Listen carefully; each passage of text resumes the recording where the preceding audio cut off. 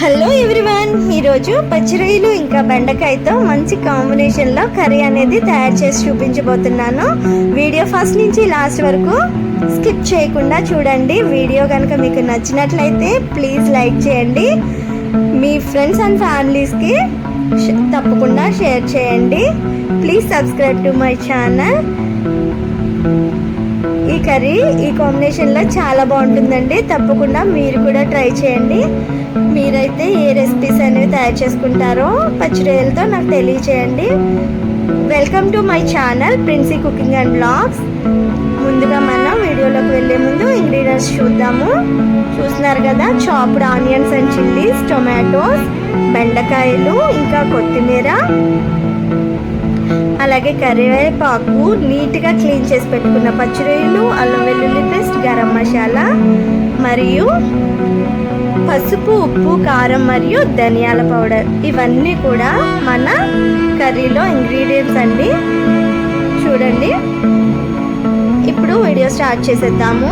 ముందుగా స్టవ్ పైన బాండి పెట్టుకొని దానిలోనికి ఆయిల్ వేసుకుందాం. ఆయిల్ అనేది నాన్ వెజ్ కర్రీ కాబట్టి ఎక్కువగానే వేసుకోవాలి.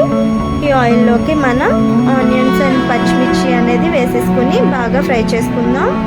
అలాగే ప్రక్కన పచ్చిరొయ్యలు ఉన్నాయి కదా, దీన్ని మనం వేరే స్టవ్ మీద పెట్టుకుంటున్నానండి. దాంట్లోనికి వాటర్ ఏమీ యాడ్ చేయకూడదు. దీనిలో చాలా వాటర్ కంటెంట్ అనేది పచ్చిరొయ్యల్లో ఉంటుంది. దీనిలో కొంచెం సాల్ట్ ఇంకా పసుపు వేసుకొని ఆ వాటర్ ఇంకిపోయేంత వరకు కుక్ చేసుకోవాలి. ఇప్పుడు ఆనియన్స్లోనికి మనం కొంచెం కరివేపాకు వేసుకొని ఫ్రై చేసుకోవాలి. మంచి ఫ్లేవర్ ఉంటుందండి కర్రీకి అనేది.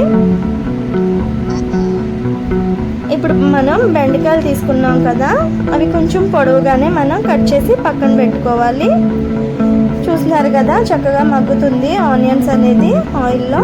ఇప్పుడు అల్లం వెల్లుల్లి పేస్ట్ వేసుకొని పచ్చివాసన పోయేంత వరకు మనం ఫ్రై చేసి పెట్టుకోవాలి. చక్కగా మనకు ఆనియన్స్ ఎంత బాగా మగ్గితే గ్రేవీ అనేది అంత బాగుంటుందండి. ఇప్పుడు కొంచెం మనం తీసుకున్న టొమాటోస్ అనేది యాడ్ చేసుకోవాలి. దీన్ని కూడా చక్కగా మనం మగ్గించుకోవాలి, బాగా కుక్ చేసుకోవాలి. తర్వాత దీనిలోనికి కొంచెం పసుపు, అలాగే నేను కల్లుప్పును అనేది తీసుకుంటున్నానండి. దీన్ని బాగా కలియబెట్టుకొని చక్కగా మనం దీన్ని కుక్ చేసుకోవాలి. ఒక 3-4 స్పూన్స్ కారం అనేది తీసుకుంటున్నాను. నాన్ వెజ్ కాబట్టి నాకు కొంచెం కారం అనేది ఎక్కువ పడుతుంది. ఒక 2 స్పూన్స్ గరం మసాలా ఇంకా ధనియా పౌడర్ అనేది వేసుకుంటున్నాను. ఈ స్పైసెస్ అన్నీ కూడా మనకి ఆయిల్లో ఆనియన్స్తో టొమాటోస్తో మనం గ్రేవీ లాగా ఫ్రై చేసుకోవాలండి. చూస్తున్నారు కదా, వాటర్ అంతా ఇంకిపోయి మనకి కుక్ అయ్యాయి బాగా మెత్తగా. ఇలా వాటర్ అంతా ఇంకిపోయేలా ఉంటే మనకి కర్రీ అనేది చాలా బాగుంటుందండి. ఇలా మనం కుక్ చేసుకొని పక్కన పెట్టుకోవాలి. చూస్తున్నారు కదా, వాటర్ అంతా ఎగిరిపోయింది. సో ఇప్పుడు మనం ఈ మసాలాలోకి ఈ పచ్చిరొయ్యలు అనేవి షిఫ్ట్ చేసుకుందాము. చూస్తున్నారు కదా, ఆయిల్ అంతా బయటకు వచ్చేసి చక్కగా కుక్ అవ్వింది మనకు మసాలాలన్నీ కూడాను.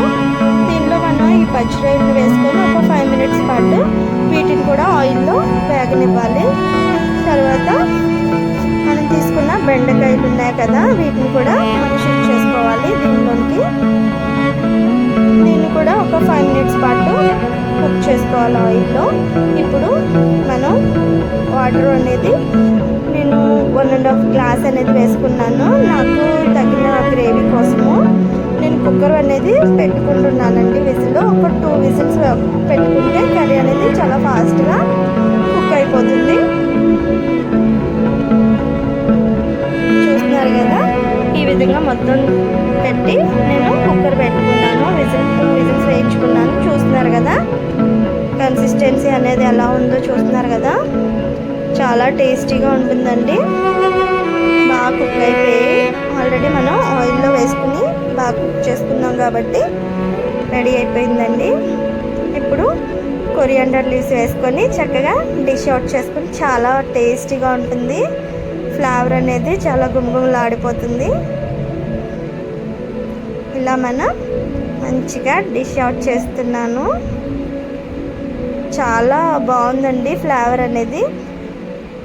నాన్ వెజ్ లవర్స్కి అయితే చాలా బాగా నచ్చుతుంది అనుకుంటున్నాను, నచ్చుతుందని.